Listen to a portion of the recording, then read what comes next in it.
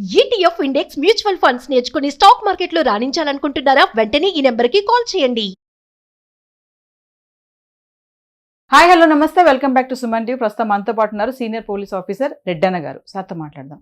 నమస్తే సార్. నమస్కారం అండి. సార్, ఇప్పుడు కొత్తగా ఏంటంటే పాస్టర్ ప్రవీణ్ పగడాల కేసులో ఆయన ఏదైతే వైన్ షాప్కి వెళ్ళారు, వైన్ తీసుకున్నారని చెప్పారు కదా, సీసీ ఫుటేజ్లో మనకు కనిపిస్తుంది. కొంతమంది ఆయన ప్రవీణ్ పగడాల కాదు అని కూడా అంటున్నారు. బయటకు వచ్చి ఆయన వెళ్ళిపోతున్నప్పుడు ఒక వ్యక్తి ఫోటో తీశారు. అంటే ఇప్పుడు ఆ వ్యక్తి ఎవరు అనేది మళ్ళీ కొత్త డౌట్ అనమాట. అంటే మీ అనాలిసిస్లో మీరేమనుకుంటున్నారు సార్? దరిద్రమైన వ్యవహారం ఏమిటంటే, ఈ స్మార్ట్ ఫోన్ వచ్చిన తర్వాత మీరు చూడండి, ట్రైన్లో పోతా చూడండి, కార్లో పోతా చూడండి, పిల్లలు ఏ వయసు వాళ్ళైనా నిమిషానికి ఒకసారి సెల్ఫీలు తీసుకుంటారు. మూతి ఇట్ట పెట్టి అటు పెట్టి, especially young fellows below age of 30 years వాళ్ళకి అలవాటు. ఎక్కడికైనా పోనీ అక్కడ ఫోటో తీసుకునేది, వాళ్ళు వాట్సాప్లో పెట్టుకోవడం, లేకపోతే స్టేటస్లో పెట్టుకోవడం. బ్రాందీ షాపుకి పోయి కొందరు ఇట్లా బ్రాందీని షాపులో దాన్ని పెట్టి తీసుకోవడం, అంటే ఫ్రెండ్స్కి చెప్పుకోవడం నేను బ్రాందీ కొన్నానని.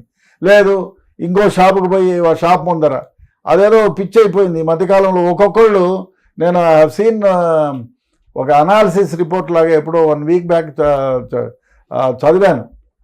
ఏమంటే ప్రతి వ్యక్తి 4 గంటల ప్రొడక్టివిటీ టైంని ఈ స్మార్ట్ ఫోన్ వచ్చిన తర్వాత వేస్ట్ చేస్తున్నాడని. ఆయనకు సంబంధం లేదు, దాన్ని చూడాల్సిన అవసరం లేదు. ఏదుకో బోధం కెలుకుతాడు, దాన్ని చూస్తూ ఉండిపోతాడు. ఆ విధంగా 4 గంటల ప్రతి వ్యక్తి 4 గంటల ప్రొడక్టివ్ టైంని వేస్ట్ చేసుకుంటున్నాడు.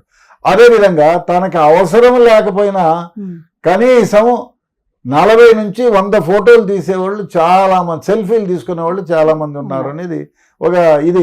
ఆ విధంగా చెప్పలేము. ఆయన కావాలని ఆ వ్యక్తిని ఫోటో తీసిండొచ్చు, లేదా ఈ సెల్ఫీలు గోలుగా చచ్చింది కదా దానికోసము అది తీసిండొచ్చు, లేదు ఆయనకు నచ్చిన బ్రాందీ షాపులో ఏదో బొమ్మ ఉండింది అనుకోండి, ఆ బొమ్మ కోసం తీసినాడో, లేదు కొందరు మోటార్ సైకిల్ మంచిదో కారు మంచిదో పోతుంటే కూడా తీస్తారు. ఇది ఒక హాబీ అయిపోయింది. ఇది హాబీ ఎంత దరిద్రం అయిపోయిందంటే ఎక్కడ నిలబడినా ఫోటోలు తీస్తారు. అందుకే మనం కొంచెం తెలివైన, కొంచెం ప్రజలకు తెలిసైన వ్యక్తి ఇప్పుడు ఎక్కడ మామూలుగా పబ్లిక్ ప్లేసెస్లో దాక్కోవడానికి వీలు లేదు. ఎవడో ఒకడు ఫోటో తీస్తాడు. సపోజ్ కొంచెం తెలిసిన వ్యక్తి ఎవడన్నా ఉంటే ఎవడు ఫోటో తీస్తాడు అని. Your life has become very public. కాబట్టి దాని గురించి మనం ఏమీ చెప్పలేము. ఒకవేళ ఆ మనిషి దొరికితే, ఏరా బాబు ఆ రోజు అక్కడ ఫోటో తీసుకున్నా, ఏం తీసుకున్నావు అంటే, నాకు అక్కడ మన ఈ ప్రవీణ్ తీసినాడని ఏం చెప్పలేము. వెనకాల ఉన్న బొమ్మను తీసిండొచ్చు, ముందర బ్రాందీ షాపులో బ్రాందీ బొమ్మ సరిగ్గా కనపడింటే దాన్ని తీయచ్చు, లేదు ఏమీ లేకుండా నేను బ్రాందీ షాప్కి వెళ్ళాను అని ఫోటో తీసుకునే వాళ్ళు కూడా ఉన్నారు. ఇదేదో చెప్పలేము. అన్లెస్ ఇన్వెస్టిగేట్ పర్పస్ఫుల్గా ఆ మనిషి దొరికి, బాబు నువ్వు ఎందుకు తీసుకున్నావు ఫోటో అంటే, ఊరికే తీసుకున్నాను అంటాడు. ఏమి చెప్పలేము. కాబట్టి ఆ మనిషిని ఎగ్జామిన్ చేస్తే తప్ప మనం అంతవరకు ఊహాగానాలే, ఎందుకు తీసుకున్నామో చెప్పలేము. అయితే ఒక విషయం చెప్పండి సార్, ఇప్పుడు చాలా మంది ఆ వైన్ షాప్ లో ఉన్నది ప్రవీణ్ పగడాల కాదు అంటున్నారు. మీరు ఇన్ని కేసులు మరి చేశారు కదా, మీ అనాలిసిస్ లో ఏమంటారు సార్? నేనైతే చూడలేదు అది. అదే ఫోటో తీసుకొని ఇప్పుడు ఎగ్జాక్ట్గా ఇదే, ఇప్పుడు నేను వేసుకున్న షర్ట్ లాంటిది వేరే వాడు వేసుకోవాలి ఇమ్మీడియట్గా అంటే ఇట్ ఈస్ నాట్ పాసిబుల్. ఎందుకంటే ఇదే కలరు ఉండొచ్చు, బ్లూ కలర్ ఉండొచ్చు. దీన్ని తీసుకెళ్ళి ఎఫ్ఎస్ఎల్లో ఇస్తే ఈ ఫ్యాబ్రిక్ మొత్తం డిజైనింగ్ తీసుకుంటారు వాళ్ళు. సో ఆ విధంగా కరెక్ట్గా ఫోటో తీసుకుంటే అసలు ఆ ప్రవీణ్ పిక్చరా కాదని చెప్తారు. అది ఇట్ ఈస్ వెరీ ఈజీ. ఆయన మామూలు స్టాండర్డ్ పిక్చర్స్ను అది తీసుకొని క్షుణ్ణంగా ఎఫ్ఎస్ఎల్లో ఎగ్జామిన్ చేస్తే చెప్పగలుగుతారు అది ఎవరిదైనా ఉండొచ్చు అనేది. ఇప్పుడు ఎగ్జాక్ట్గా ఇప్పుడు నాలాంటి డ్రెస్ ఇంకోడు బ్లూ కలర్ వేసుకోవచ్చేమో, కానీ అది ఆ టైంకి దొరకాలి కదా. సపోజ్ నేను దూరంలో బయలుదేరిపోతున్నాను, నేను ఈ షర్ట్ వేసుకొని ఇదే ప్యాంట్ వేసుకొని ఇలాంటి మాస్కే వేసుకొని వాళ్ళు how can you do it immediately? అంటే నేను ఫలానా సినిమా షూటింగ్కి పోతున్నాను, రెడ్ కలర్ షర్ట్ వేసుకొని పోతున్నానని ముందుగానే అనౌన్స్ చేస్తారా? లేదు కదా. కాబట్టి అది ఎగ్జామిన్ చేస్తే కానీ చెప్పలేము. అంటే మనం సినిమాలో చూసినట్టుగా సార్, ఇప్పుడు ఇది కూడా మార్ఫింగ్ చేశారు, డూపు, ఆయన పాస్టర్ గారు కాదు, ముందే యాక్సిడెంట్ జరిగింది, ఎవరినో పెట్టారు మనిషి అని చెప్పేసి అంటున్నారు చాలా. ఇప్పుడు ఆయన అంత అంటే ఆయన్ను చంపేటువంటి అంత కక్ష ఎవరికి ఉందో చూడాలి. ఉండొచ్చు, అయి ఉండొచ్చు, చెప్పలేం. కానీ ఒక మనిషిని కక్షపూరితంగా చంపాలి అనుకుంటే ఇదే దారిని ఎంచుకోవాలి అంటే ఆయన ఆ దారిలో పోయేది ముందుగా తెలిసి ఉండాలా. ఒకటి, ఆ తెలిసిన తర్వాత అదే విధమైనటువంటి డ్రెస్ వేసుకొని పోయేది కూడా తెలిసి ఉండాలా. It is not that easy. ఆ డూపు పెట్టుకోవాలా, అదే ఉండాలా, అదే కలర్ మోటార్ సైకిల్ ఉండొచ్చు. ఒక కలర్ మోటార్ సైకిల్ అదే నంబర్ అంటే వాడు నంబర్ తీసేసి నంబర్ పెట్టచ్చు అంటే టైం పడుతుంది కదా. మీరు TMZ 1966 అన్నారు అనుకోండి, అదే మీరు ఫోటో తీయంగానే అది సరిపోదు కదా. దాన్ని తీసుకొని అనాలిసిస్కి పంపిస్తే దాని స్ట్రోక్స్ వేరే, దీని స్ట్రోక్స్ వేరే ఉంటాయి. ఇప్పుడు మీరు నాలాగా సంతకం చేయొచ్చు చూసి, కానీ నా సంతకాన్ని మీ FSLకి పంపిస్తే మీ స్ట్రోక్స్ వేరే, నా స్ట్రోక్స్ వేరే. It is not that easy to copy it. డూపులు సినిమాల్లో లాగా చేయాలంటే it will take lot of time.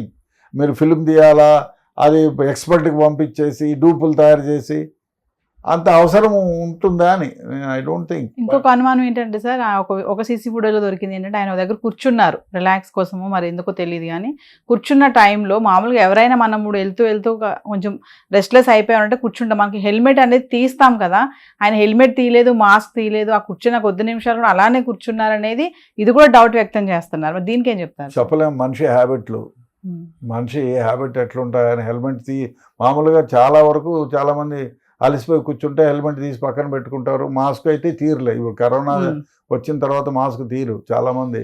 మనం కూడా చాలా షాపుల్లో పోతాం కదా, మాస్కులు ఏం తీయరు. బట్ హెల్మెట్ జనరల్గా కూర్చుంటే తీస్తారు. కానీ సపోజ్ నన్ను ఎవరూ గుర్తించకూడదు అని అభిప్రాయం ఉంటే తీయకుండా ఉండొచ్చు. ఇప్పుడు మీరు చూస్తూ ఉంటారు, అమ్మాయిలు అబ్బాయిలు యంగ్స్టర్స్ పోతూ ఉంటారు, మాస్క్ కట్టుకుని ఉంటారు. మరి వాళ్ళకి అవసరం లేదు, అది మాస్క్ కట్టాల్సిన అవసరం లేదు. Somebody doesn't want to identify himself అంటే కట్టుకుపోతారు. ఎందుకు కట్టుకున్నామంటే ఏం చెప్తాం మనం? అది ఇప్పుడు ఆయన అలవాటు ఏమిటో మనకు తెలియదు. జనరల్గా అయితే హెల్మెట్ తీస్తారు, మాస్క్ తీయకపోయినా హెల్మెట్ తీస్తారు. బట్ హెల్మెట్ తీయలేదంటే మరి డూపులు పెట్టి అక్కడ ఆ టైంలోనే డూప్ పెట్టి అక్కడే తీయడం అంటే, అదే కాకుండా మనం ఇవన్నీ ఊహాగానాలే, మనం మాట్లాడేటివన్నీ ఊహాగానాలే.